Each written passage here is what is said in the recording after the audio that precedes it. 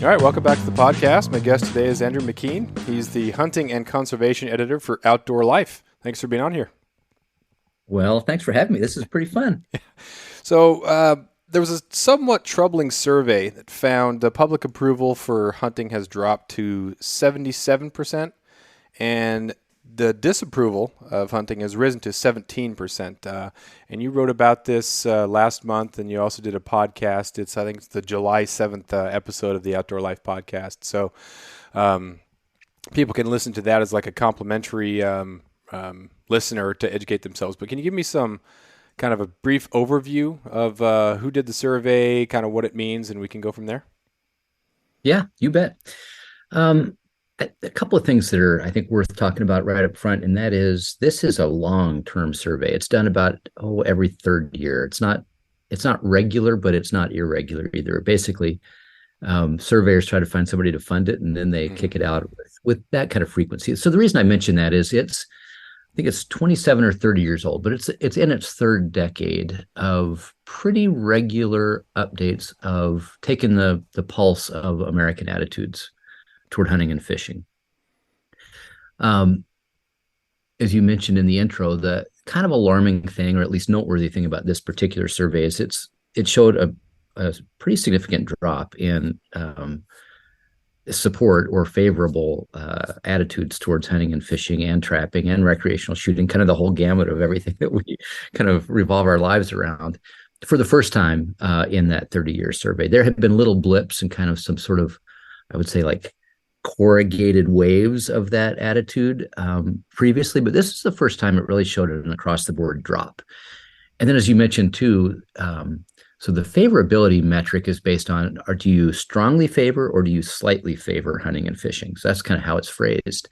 The reverse of that is, do you strongly disagree or mildly disagree with hunting? And to me, the more noteworthy part of the survey is this was the first time we've registered some pretty significant unfavorability when it comes to what we do. And I just think that's worth paying attention to as sort of a leading indicator of, attitudes that can manifest themselves at ballot boxes or in elections and influence really legislatively the things that we love to do. Yeah. There's a big difference between indifference towards hunting, which I think a lot of people are still, and actively against hunting. And that's, like you said, that will show up more at ballot boxes and things where people might be more determined to do something about it. And rather than, I don't hunt, but I get it. It's becoming maybe more, I don't hunt and you shouldn't be able to either. And that's kind of potentially alarming.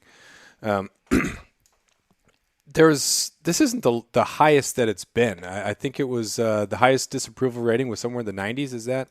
Yeah, I'm actually looking at this right now. The highest disapproval, it's about a 70-page report, so I got to kind of riff through it a little bit.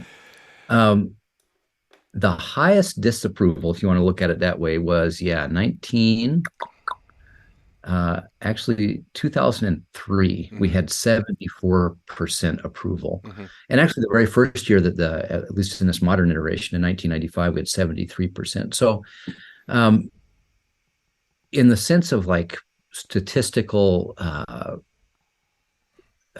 median, or at least I don't want to get too statistical about it, but yeah, we've been in worse shape in the past for sure. Does it feel? Sorry, go ahead. Well, the interesting thing is we are terrified of this as a community. Like, right, man, the only reason we can do what we do is because we've got public support for it, or as you say, public indifference to it that is not manifested in disapproval. And we have poured so much attention into this, kind of like within the federal policy level arenas, sometimes the state, but just sort of as a community, like trying to create or sort of have a reflected glow of virtue around what we do that I think brings everybody along with us. And the thing I think that's most noteworthy about this particular decline, which was 4 points off the previous survey, is that maybe those things aren't really working as well as we think that they're working. Yeah. It seems so obvious in the modern culture of reducing your carbon footprint, of not participating in the beef industry, of having organic free range, of, all those sort of things. It seems like hunting would just be an obvious thing. It would be accepted on a large scale because it seems to be in line with a lot of these other things that we're looking at. So it's interesting that we have seen this decline. Do you think it's going to be a little different to try to turn the tide? Because in the era of social media, we're dealing with social media and algorithms, which maybe in the 90s, people didn't really know. And then over time, things kind of went back in our favor. But with so much active anti-hunting rhetoric out there, do you think it might be a little more difficult to recover? Yeah, I think that's actually one of the more worrisome parts of this is the echo effect of not really being able as our community of hunters and fishers and shooters and trappers to try to even reach somebody who may not have this in their feed or in their sort of like uh, um, bandwidth of content. And I said in the Outdoor Life podcast, I think it bears repeating here a little bit that I think this is an indicator of a little bit of the siloing of our lives, of people who have really all of the things that you talked about, sort of the virtuous parts of hunting and fishing. We can't even start to communicate those because people are shut off from the entire conversation. As a communicator, one of the joys of my life has been to like reach across these sort of resistance bands and reach people who might not have any indication of our community and our sort of identities, and kind of see them wake up a little bit, and vice versa. I love to be also influenced by people who I just never met before. I think we're losing that ability to your point with social media and with these sort of algorithms that feed us things that we have a demonstrated interest in. Mm-hmm. Yeah, one of the things as a teacher I saw um, during COVID was an incredibly healthy habits that happened between families on Fridays when we didn't have school. We had optional office hours, and kids would take that time and they'd go hunting, either with themselves, solo hunts, or with friends or with family. And it was such an important bonding opportunity for the families, and that wasn't possible in a lot of areas. And so people didn't get this reconnection to the land or, go kayak fishing and halibut fishing and things like that. If you're in a rural area, a lot of people talk about how kind of nice it was to be forced back to those sort of relationships and that sort of self-sufficiency. But a lot of these urban areas, they didn't have that. And they were forced more to find purpose online. And like you said, with those silos or those echo chambers, it's tough to reach those people. Yeah, but one of the things that has really mystified me about this particular survey is it should be capturing that COVID era re-interest in authentic experiences and outdoor experiences, and kind of this, I would say, a real American land ethic that people maybe had forgotten that they had from an ancestor or like a relative who had left the farm a couple of generations ago. And I think that was a real thing that we saw with people kind of rediscovering the purpose of great granddad's shotgun in the closet and all of those sorts of things. And that really I'm scratching my head about that, why we haven't seen a little bit of a larger reservoir of public support based on, even if it was a couple of years of that rediscovery, and then the adjacent sort of relationships and support that grows out of that. I don't know why we haven't seen that. And in fact, when you kind of scratch the surface of some of the survey answers, it's really odd. And again, kind of disorienting to see some of the reasons that people don't support hunting at a disproportionate level. And that is like for organic food and for like authentic experiences and those things that I thought were really fueling a lot of that reinterest in hunting and outdoor recreation around COVID. Mm-hmm.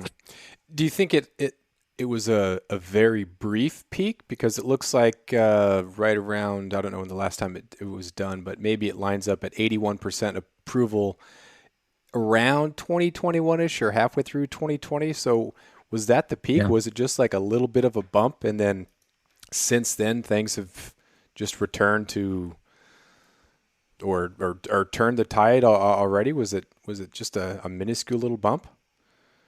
Of course, I you, think you, you that's a don't know. great way to, This is all just theoretical.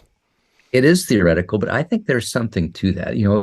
The gestation period for these surveys is about a half a year. Mhm. It just takes that long to kind of, ramp them up, do all of the pretty intensive, outreach that then is synthesized in these things. And so I think you're right. That 81% approval, which was actually the highest it had ever been recorded in the history of the survey, probably captured a little bit of that peak that you're talking about. Um, Also, if you look at the disapproval from that previous one, survey, it was 12% disapproval. This one is now 17%. So um, I think you're on. I think you're onto something. But when I look at the highest disapproval um, reasons given by survey respondents, this won't surprise anybody. Is trophy hunting? There's 48% disapproval, just popularly about that. But for the challenge, there's a 38% public disapproval of that, which I mean that one mystifies me.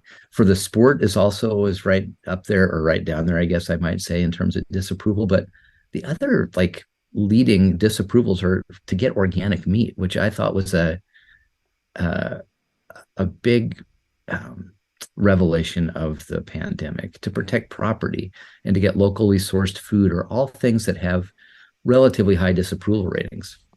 Come on, people. Yeah, exactly.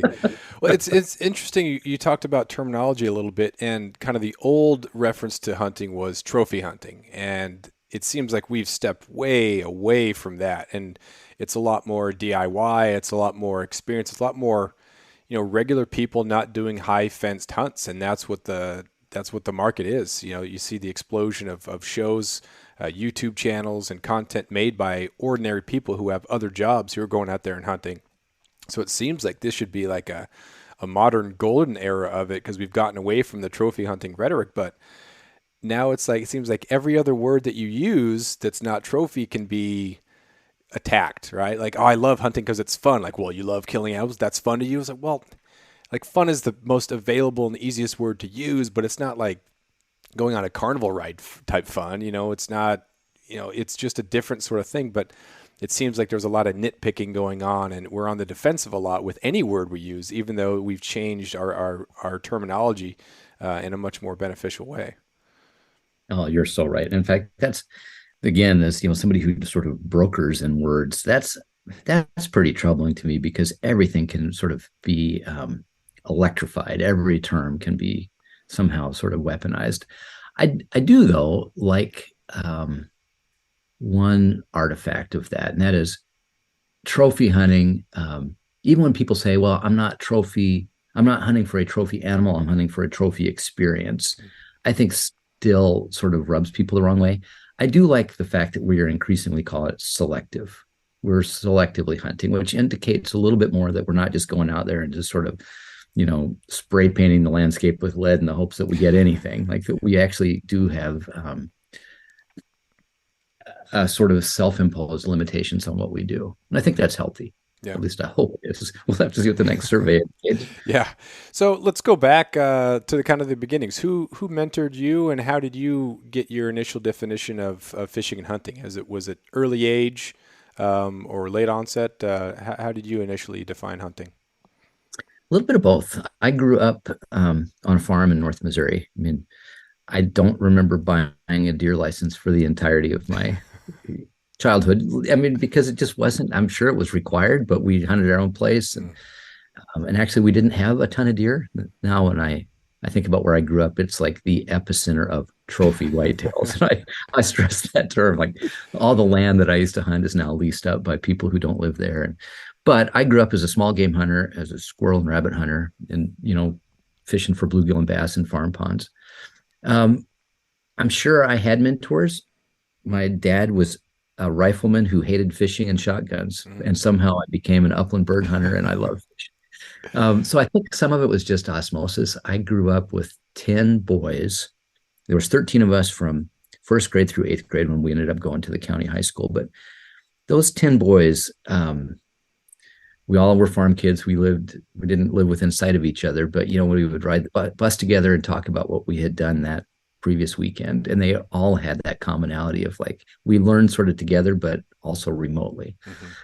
Um, but I never saw myself in my current role as a kid. I figured I would come back to the farm and farm or do something, um, maybe teach.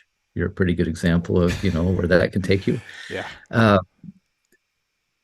but it really was getting out of college and rediscovering my love of hunting and fishing and realizing that there was actually people who made a living off of writing about it and communicating their experience. And for me, that was sort of the golden age of my sort of awareness of taking that very specific local knowledge of how to hunt squirrels and how to hunt rabbits and expanding that to how to hunt elk and how to hunt turkeys Hmm. kind of by myself. I would definitely find people who I felt like knew more than me, but I was also intimidated by their knowledge sometimes. Oh, yeah. I think it's a really common thing about, especially mid-20s men who don't want to be vulnerable or admit that they don't know something. So I learned a lot of bad habits all by myself because I was too embarrassed to ask somebody. Yeah. And actually, I try to recall that mindset when I encounter people who I recognize are in that same sort of growth curve that I was then, Yeah. and just try to make knowledge and gear as accessible as possible. Yeah, that self-imposed barrier of entry is a tough thing. It's embarrassing to admit a little bit that I grew up on Prince of Wales Island, which is famous for black bear and for black-tailed deer. But I didn't hunt growing up. My parents moved up from Colorado when I was 5, and they're used to whitetail hunting. And Dad shot a blacktail in the bottom of this clear cut, and he after packing it up and out of there, he said, "Never again. Like all that work for this much." And I loved fishing though. I remember riding my bike to the river, coming back with salmon on the handlebars. I just fished as much as possible. So, but just a huge part of my life, and now coming full circle again. Same thing with the writing. Went to college for journalism, and then I was like writing sports, but yeah, just getting back to that youth and that being outside and that fishing and all that stuff, and being able to write about it is just so much fun and communicating that. And it seems like there's I don't know what I don't want to say responsibility, but articulating it in a way that's going to be maybe helpful for people and getting people encouraged and maybe getting over that barrier of entry that's self-imposed and think, hey, I want to do this too. I want to get back to that, or I have these memories of hunting with my dad or uncle or mom, and I kind of want to try it too and rekindle that. After years of fine print contracts and getting ripped off by big wireless providers, if we've learned anything, it's that there's always a catch. So when I first heard that Mint Mobile offers premium wireless starting at just $15 a month, I thought, what's the catch? But after talking to them and using their service, it all made sense. There isn't one. Mint Mobile's secret sauce is that they're the first company to sell wireless service online only. They cut out the cost of retail stores and pass those sweet savings directly to you. For anyone who hates their phone bill, Mint Mobile offers premium wireless for just $15 a month. I was hesitant about having to get a new phone and a new phone number, but with Mint, you can use your own phone with any Mint Mobile plan and keep your same phone and your same phone number along with all of your existing contacts. Mint Mobile gives you the best rate whether you're buying for one or for a family, and at Mint, families start at 2 lines. All plans come with unlimited talk and text plus high-speed data delivered on the nation's largest 5G network. Switch to Mint Mobile and get premium wireless service starting at just $15 a month. To get your new wireless plan for just $15 a month and to get the plan shipped to your door for free, go to mintmobile.com/waypoint. That is mintmobile.com/waypoint. Cut your wireless bill to $15 a month at mintmobile.com/waypoint. I'm happy to hear that you've had that same experience because I think that is something that we haven't acknowledged as a community that much, that the terminology and the sort of mechanics of what we do and the very specific gear all can be really intimidating to people. Even people who are sort of coming along with small bits and pieces of it. But again, especially men don't want to acknowledge what they don't know. I think actually this is one reason that women are so much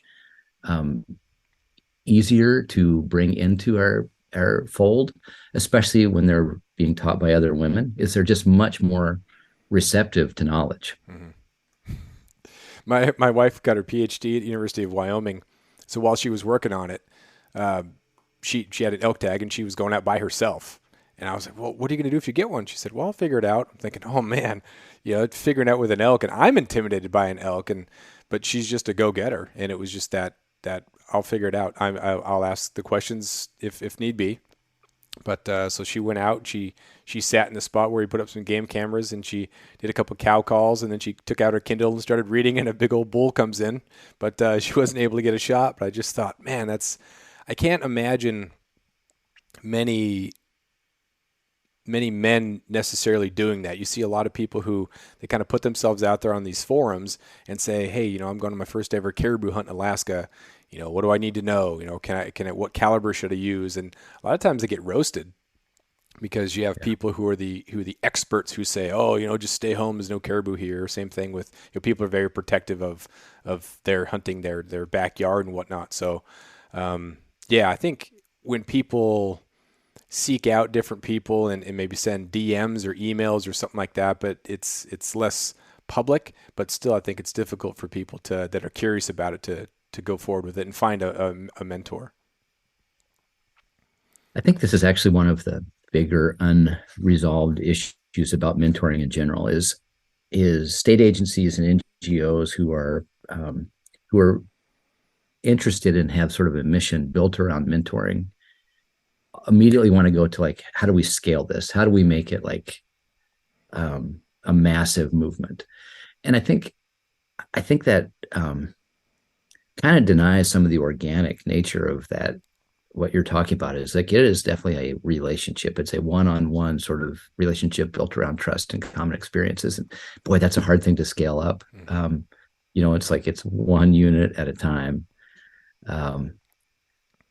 One thing I think we don't do a very good job of, though, as a community of mentors, is when we do mentor somebody, we don't make it very explicit that now your job is to go and mentor somebody else, because that is a way to scale it up. Instead, we just sort of say, well, I hope you have a good time. I'm here if you ever need me again. Yeah. But we don't kind of make it a sales pitch that has like the ask at the end. Yeah. Yeah. I think too that people are being influenced and finding that they can make money in the space, and there's a lot of entrepreneurial opportunities, and that sometimes lead to content being made that's not necessarily, it might not put us in the best of light. And I think we're creating a lot of content that could be used against us too. And I think part of that is there's not really a mentorship program for what we're going to do with the content. And so if you're just going out and you're hunting and you keep it to yourself, you want to post on Facebook, Instagram, whatever, I think that's fine. But in the content realm, I think that's kind of where interesting thing happens too. It's a matter of going on as many hunts as possible, killing as many things as possible. And that's the end goal, is to be sponsored, be rich, make my living through this hobby, when I think there are some people out there who are incredibly responsible. They value conservation, and in their storytelling, that's just a part of it that you can't be separated. And that's not pressed upon all people who are making content. It's just content, for eyeballs, for growth, for me as a brand. On YouTube, like that's that sort of thing. And it's, how do you think we mentor people in that frame, not just the hunting part, but the communicating and the YouTube making and all that stuff? How do we do that? Yeah, that's, how much time do we have? Total theoretical here. I think about it a lot too, because I wonder sometimes when I obviously want to write a column or a story that's going to have a good ending, right? I hate writing the column that's, but it was just nice to get out there. And I loved reading Bill Heavey and Patrick McManus, and it was just fun because they were clearly very competent, but they were humorists, and it was funny to read that they were ordinary, and it might be successful, but maybe not. But they were so good at storytelling, and that it was funny and it was great. But now that almost seems like it's a diss. If you're not successful, then you're not qualified to have the followers. And I think you're onto something there. I mean, the thing that made them so universal is they were self-effacing, and they could make fun of their own sort of shortcomings, even though, and having hunted a few times with Bill Heavey, he has a lot of shortcomings, but he was never afraid of like poking fun at himself or the experience or just sort of the awkwardness of not knowing. And you're so right. Like we are afraid now to admit when we don't know something. I think that's a problem because we're not very accessible that way either. There's this intimidation level of somebody who's reading our stuff or community or engaging with our content. There's like, whoa, I can never be like that person. Um, but I also think we don't do a very good job of like making a hunting story about more than just the hunt. Like in that rush to sort of create content, it's pretty superficial and it's really like it's pretty temporary. It's not very timeless. It doesn't really hold up, over time or broader experiences. And that's what I think we are missing. We're missing sort of that resonant, um, universal accessibility of our content, which I think this is going to be a little bit of a tangent, but I'll try to bring it back home if I can. I think the best content that we can do and the best like representation of what we are is content that reminds people that we are like unique, that what we do with hunting and fishing and our public land legacies. And this is like Americana. This is a folk art that we are in danger of losing, just like we're in danger of losing like homemade quilting and pie making and like, canning, all of the things incidentally that we rediscovered during the pandemic. Yeah.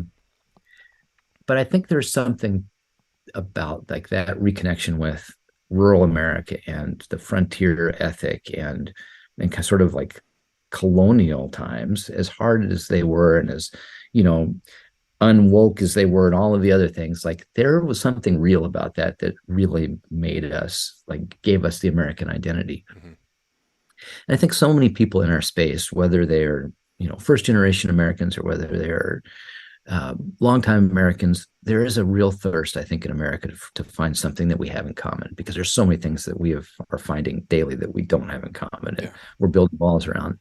I think this is one thing that we really can mine as something that's a universal experience, and content that can sort of confirm that and reconfirm that, I think, is worth reading and engaging in. Yeah, every study says that we are lacking in community and we're lacking in purpose. And when you look back at, people talking about, the Midwest deer camp or whatever, and how it's impossible to articulate what it meant to them because it was deer camp and it was at their spot. And it was, maybe they got a deer, maybe they didn't, but it was just being part of a productive community of family, friends, mentors. And, if you don't have that, if you're getting your community from the internet, like that's not a real community. That's the surface level. You're not getting value. You're not really contributing much except for hot takes or, these phrases that you have memorized that you're inserting like Mad Libs. But yeah, it's so much value in it. But people, as soon as you mention the old days, when this was happening, well, that was happening. Yeah. And that's horrible. That's, it's part of the history. That's horrible too. But let's look at the other parts of it too. And that's the value that people got from having a role in their community and being self-sufficient. I think the hopeful thing about that is that so much of hunting and fishing happens in rural places, in places where that human community is accessible. It's hard to imagine that happening, in a city pond with, I'm just trying to making stuff up now, like an urban fishery. Yeah. I think it is still possible to make those little communities, but so much of our national access is in places where it is possible to meet people as people and not just sort of like demographic units. Yeah. Yeah. Even if it's just a matter of turning people from antagonistic toward hunting back to indifferent. It's not a matter of necessarily recruiting urban people at Starbucks to join our cause and go hunting. Hey, I'll take you out on a caribou hunt and you'll change your mind. It just, hey, I'm a person. This is something that I like to do. Oh, okay. I won't be antagonistic toward or vote for ballot measures that are going to prevent you from doing that. I get it, and I see that, and I think that's a low goal, but it's a goal, I guess. Yeah. Yeah. So as far as hunting and fishing, what do you have planned? Are you getting out? Are you unwrapping the brain and from all these stressful numbers and getting out to do some hunting? Yes and no. So on a personal basis, I've been a cross country and track coach in my little town for a long time, which is actually, I'm going to say, uh, is pretty close to being a mentor in a lot of ways. When it comes to like, I was a middle school cross country coach for years, and one of the hardest things to do is to say, to sixth graders, you just got to run a little harder. Yeah. um, I mentioned that because I was like, last year was going to be my last year. I just need my fallback. It's a hard thing to do, to be committing to that, because as a coach, you're also asking those kids to be committed to the program. And if the coach is now gone for weeks at a time hunting, it's hard to get the kids to kind of, commit as well. So this was going to be my last year was going to be my last year. I've got an archery elk tag in a bunch of states. I'm like, woohoo. And then I got sucked back into it. So Yeah. I agreed for one last year to be the cross country coach. And if that sounds like it's a hardship, it's not at all. It's like, as you kind of know, dealing with kids and on that, um, on that basis, as a coach or a teacher is worth every minute you do. But because of that, I got an archery elk hunt, and I am hoping to hell I've got time to get away. It's actually the Missouri Breaks. I live in eastern Montana. Nice. So it's very close to home. I do a lot of upland bird hunting. So once September 1st, it's our prairie grouse season. That will I'll be getting out early in the morning so I can get back to go to cross country practice. Yeah, there's no good time to stop coaching. I coached basketball for 13 years, and when I was up here, we have to travel by jet, Alaska Airlines, because Southeast Alaska is all a bunch of islands. So, you're gone from school on Friday, then you get back on Sunday. So you have pretty much no weekends during the season. But you have these kids who've been in the program for 3 years, and it's like, man, am I going to stop right now? It's her senior year now. And oh man, there's always kids that are out there that are going to make it worth it. But at some point it's just, you walk away and you say it's going to be fine. Someone else is going to fill in. But yeah. Well, the hard thing is, it's like it's a renewable resource. There's always the next kid or the next cohort of kids that come through and like, all right, I'm going to see them all the way through. And then, here's another bunch. So yeah, I definitely got caught up into that for all the right reasons. But I'm going to say it here. This is my last year of coaching. It's official. Yeah. But I'm going to go to Kentucky for a whitetail hunt. I will go to Colorado for elk hunt. So I'm going to definitely get out a little bit, but I'm going to push it off till our state meet. I think it's the 21st of October. When that's done, you let her rip. Yeah. What, have you ever been up to Alaska to hunt fish? I'm sure you have. Yeah.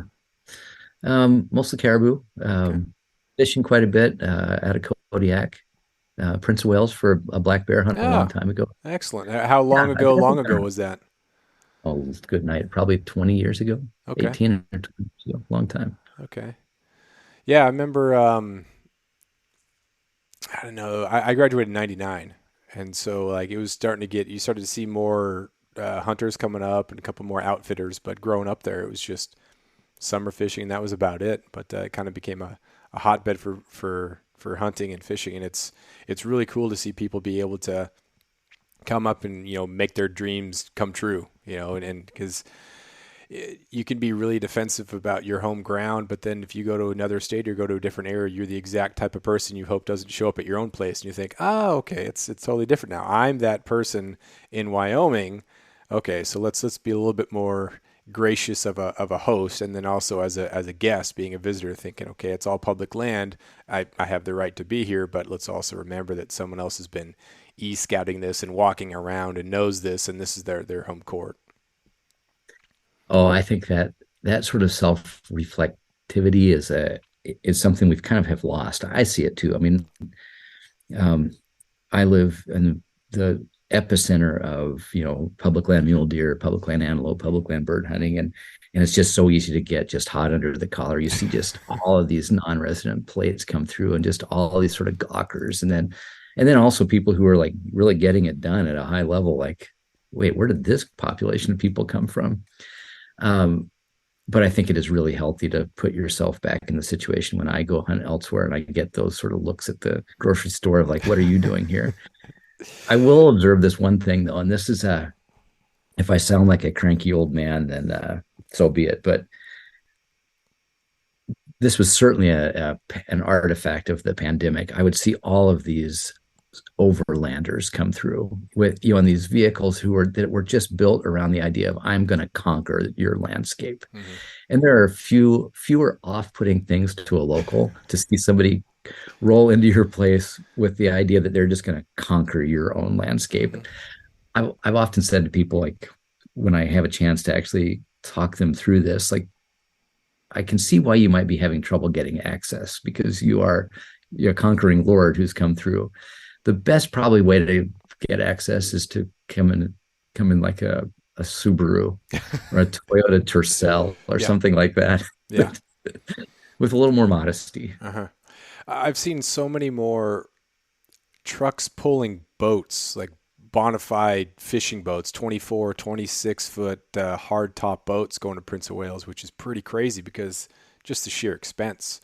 The drive up there and then putting it on the ferry, but they have their little spot and they're either renting a spot or they bought some land and they come up here to conquer. There's no more of that little go to a lodge or anything like that. They're going up there for weeks, if not months, and they're doing the thing and kind of tip the cap to them a little bit for getting after it on that level. But there's you got California plates, you have Oregon plates or something like that, then that's you can just sense the locals ready to slash some tires, but it's good to be tolerant. I think though this is something that kind of go back to the survey a little bit is we we did see the bump in participation in the pandemic for sure. We saw it in license sales, we saw it in just activity, however you want to measure it. But what I've seen since then, and at the tail end of that too, is kind of what you're discussing is people who are self-defining themselves or defining themselves as, hunters and fishers, this is my identity, are doing it at a much more intensive, longer level, intentional level than I've ever seen before. I think there are fewer of us, but we have, in a lot of ways, a much bigger impact on the landscape. I mean, we're seeing people who will stay here for, on BLM, there's a 14-day camping permit. They'll stay for 14 days, move across the road for the next 14 days. And they just stay.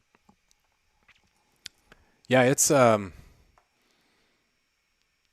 think it's interesting having conversations with people about that and why they think that and what their reasoning is behind it. And a lot of times you think, that makes a lot of sense. That's you're doing your camp thing, and it's fun to talk to people and get kind of that background. But it is interesting, and I'd be interested to see if some of the old hunters and anglers from 80s, 70s, if what they would think of the modern hunter. What do you think some of the old icons in hunting would think of the modern hunter? Oh, I think it's a mixed bag in one sense, just like you said. Yeah, look at these guys getting after it, and they're doing it on their own terms. Like that's a hell yeah. That's a hard thing to be, to be derogatory about. On the other hand, I wonder, and this kind of goes back a little bit to this sort of philosopher phase, I guess you might say, is like people who are doing that they're pretty selfish. They're selfish of their time. They're selfish of their opportunity. They're not giving away a lot of their hard-won knowledge because they have made it all about the intensity of the experience. That's a hard thing to share.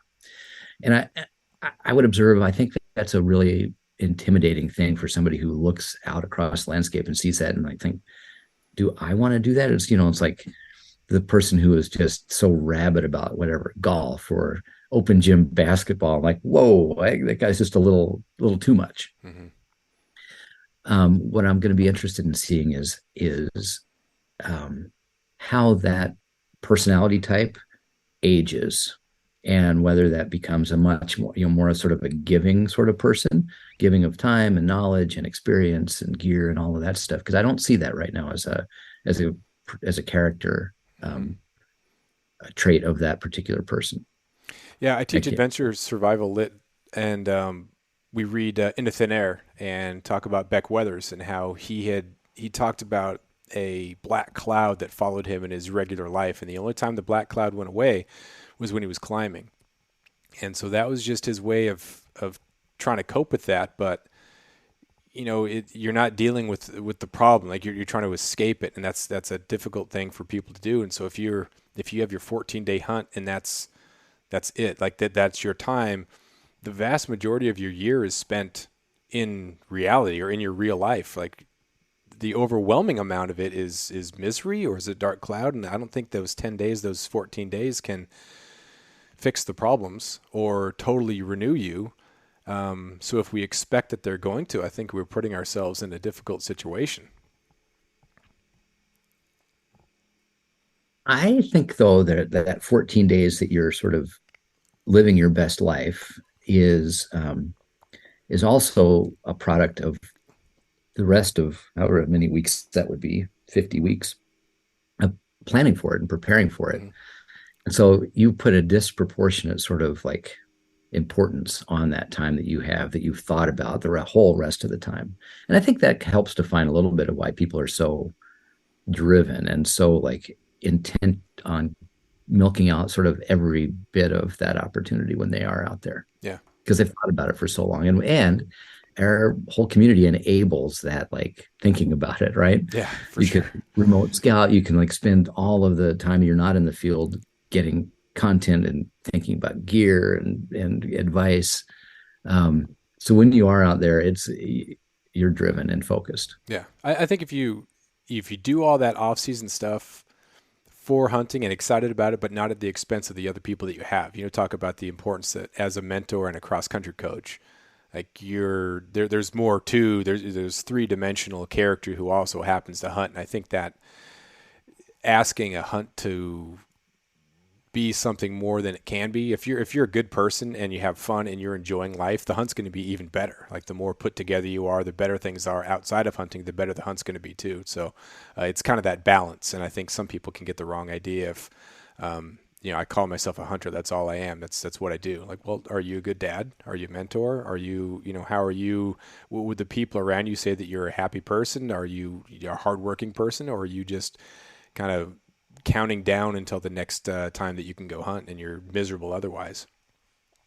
Yeah.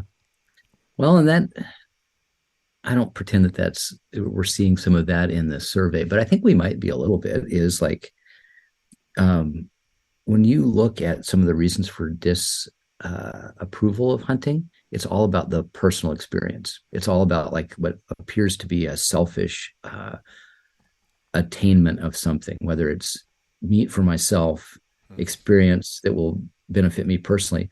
There aren't sort of the broader social benefits from that perspective. And I think the people who are not hunting and fishing are seeing that among this sort of new breed of hunter. It's a very selfish activity. Mm-hmm. Yeah, share some meat. One of the things I like about Cam Haynes, he talked about when he would show up to work, he would always bring elk in. So people that he worked with were getting the elk too, and so they might not want to hunt themselves. But just that idea of, hey, this is what it's about, and I'm not going to keep everything to myself. Here's how I'm going to share it. I think that's a cool thing that you can do. Yeah. Well, closing thoughts. What do you got? Hunting, fishing, surveys, writing. What do you got? Well, writing.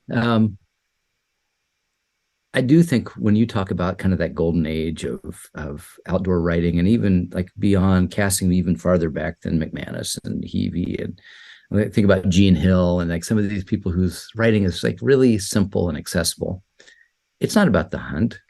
It's about something larger than the hunt. And that's what then is the takeaway. It's like something about, recognition of your own mortality or your aging, or seeing your kids do something that you never thought that they could. I miss that. And so when I think about like my writing ahead, that's what I really do. Even if it's like pretty obviously about a personal experience in a hunt. At Outdoor Life, we would call these come along adventures.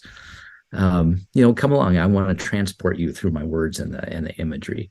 it should be about more than just that hunt. Mm. And so uh, I'm still I'm still learning my way around this world. But that's what I hope. Even my just going out with my dog at the after cross country practice is more than just that. Mhm. Awesome. Well, I really appreciate your time. Thanks for all the work. Big fan of Outdoor Life and Field and Stream and all those magazines that kind of introduced me to the hunting. Like I said, I didn't grow up hunting. I knew some stuff from my dad, learned some stuff from dad, but a lot of it became, I learned how to write, and I learned how to write about hunting and a lot about hunting, from these iconic magazines that have been around for a long time. So I really appreciate all you've done and appreciate your time. Well, thank you. This was a good conversation, and let's go hunting together sometime. Yeah, yeah. We'll go back to Prince of Wales. I'll show you the spots. All right. Thanks. Thanks.